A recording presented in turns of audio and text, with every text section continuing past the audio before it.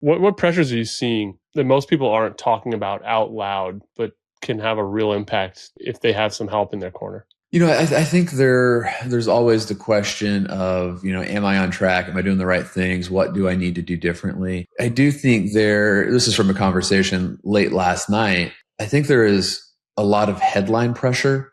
The husband made the comment, with the stock market being down as much as it is right now, based upon everything that's happening in the world, are there things that we need to do different? Do we need to sell stocks and go to bonds or buy gold or whatever it might be? And I asked him, I was like, well, how much do you think the stock market is down? He's like, it's got to be down, 20, 30, 40%. I said, okay. I said, well, what would make you think that? He's like, everything in the news is just, so negative. It sounds like the world's going to end any day. I said, well, if the world does end, it doesn't really matter if we own gold, stocks, or bonds, does it? He's like, I suppose it does not. I said, would it, surprise you to know that your account from peak to trough is down less than 2%? He's like, what do you mean? Your account's down about 2%. And, the overall stock market from, its previous all-time high is down less than 5%. He's like, really? After all the headlines? I was like, yeah. I think there's just a huge disconnect of headlines actually translating to portfolio. And I think that adds a lot of weight to someone's financial situation. And it's not even truth. So, I think there is a lot of weight just from the news, from the 24-hour news cycle that never stops, that adds financial pressure to us. It's not even a real thing. Going back a little bit, this is a fun one, and this is real, right? If I rewind time and go back to my days in corporate, I never made it to this level, but there was definitely a group of folks who hit that VP level and then EVP level and, headed towards the corner of the office that, especially in the financial world, but in high achieving professional corporate world, this time of year, large bonus checks would hit. All of them 5 figures, potentially maybe some of them 6 figures. I didn't know specifics, but I knew that this was definitely quote unquote bonus season. They had a plan or they had a strategy. A 5-figure check hits their account. Does the line of thinking there change from this just needs to become part of the bigger plan, or the plan this just gets included, to holy shit, I got to protect this because that's just a big chunk of cash that hit the balance sheet? Yeah, I'm reminded of the Mike Tyson quote, right? Everybody has a plan until they get punched in the mouth. I might be off slightly, but that's paraphrasing of it. And I would say as our job as planners, like we have notes in our CRM of when these bonuses are projected to hit. And we have a plan for where that money goes, but we need to proactively still reach out and contact those people and say, hey, Corey, I know the bonus hit according to the plan. The game plan was we're going to put X amount into the investment account. We're going to set X amount of money aside for some upcoming vacations. And you had some other, fun things that you wanted to do around the house. And we wouldn't need to put an extra $5,000 in your savings, whatever the case might be, right? It's reaffirming the game plan. And always, has anything changed with your goals? Is there anything that needs to be done differently? Because if we don't, I can tell you with almost certainty that we have new kitchen countertops if I don't make that call. Yeah, when the bonus hits, it is so easy to spend that money on something else that we view pressing at that moment.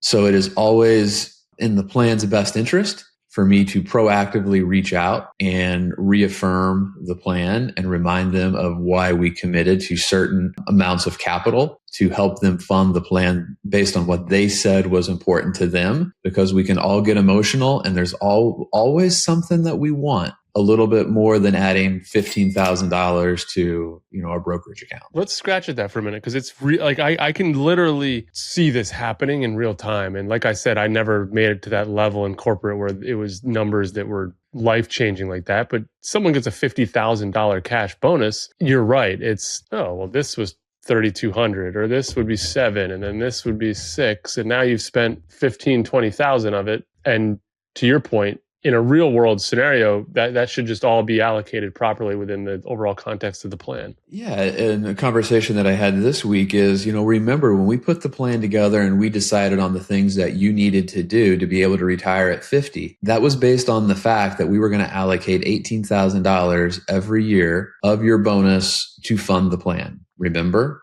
Yes. But Nick, I really want a new car. That's great. I Hmm. will remind you that if that $18,000 doesn't get put into that plan on an annualized basis, Nick, grabs financial planning calculator because you never want to get too far away from your HP 12C. So if that $18,000 doesn't go in on an annual basis, you're going to have to work until 67. That's the math. So you can have the new car today, or we can put this money into the brokerage account, and based upon the returns that we've both agreed upon are reasonable, it's going to cost you 12 years of work. So can we just hunker down a little bit longer before we get the new car? And then, you pause and you don't say anything and you give them some time to reflect. And then most of the time they'll agree that yes, the best course of action is to push forward with the plan that we've agreed upon. But I know if I don't make that call, human intuition, all of our lizard brain and human instincts spends the money. Why do people have wealth predominantly in two places? They have money in their 401k and they have net worth in their home. Those things are automated. Your bonus is not automated. It's manual. You have to endure the pain of I'm willing to put aside consumption today to fund the plan that I agreed upon. It's really hard to do. There's no way to automate the bonus.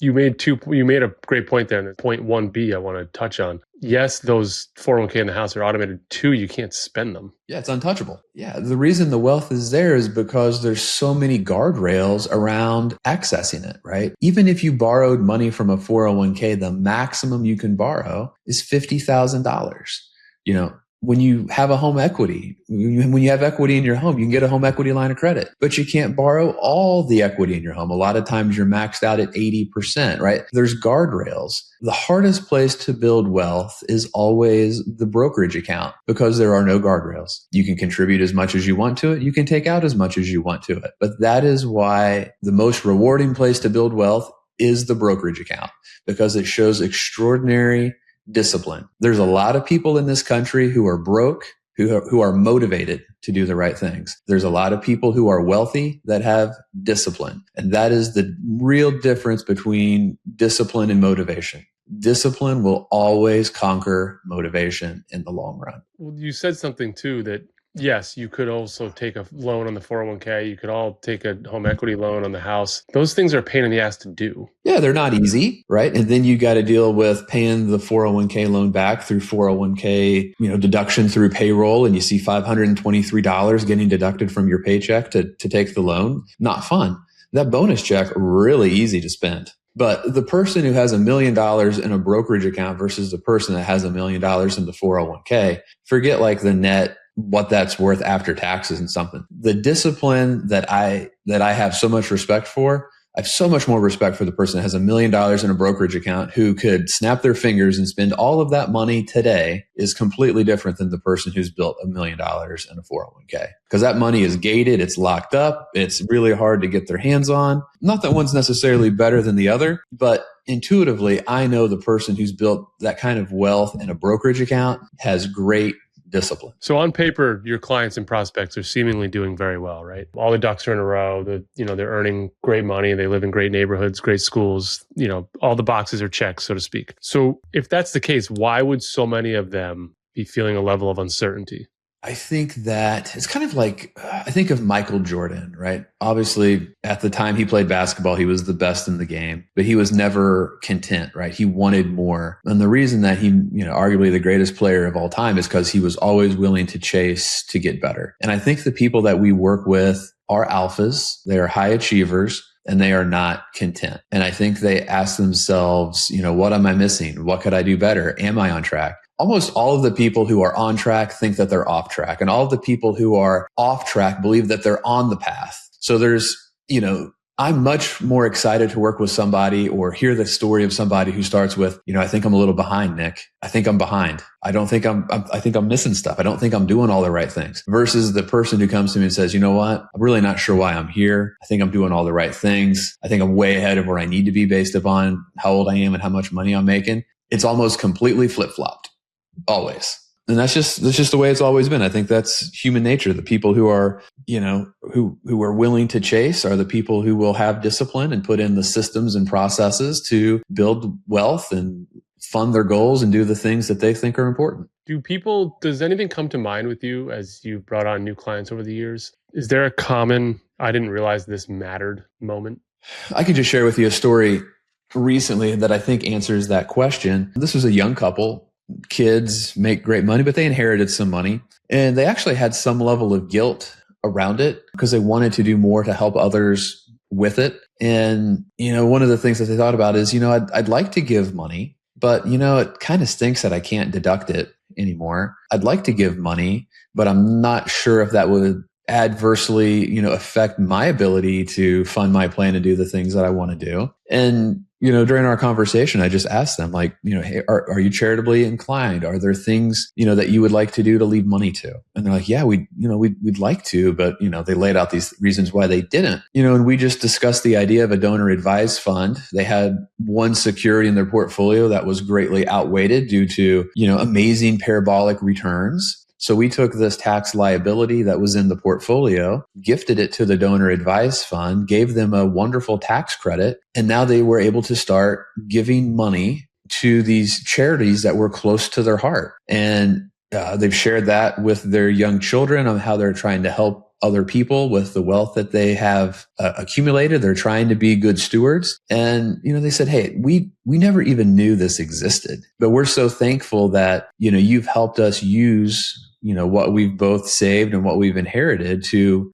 help other people, because that's important to us. We just didn't know how to unlock that. So a lot of times people want to do the right things, but they just don't know what they don't know. And we could take somebody who's, seemingly doing the right things and just, help them feel better about what they're doing and help them make a bigger impact to their community and those things that are closest to them.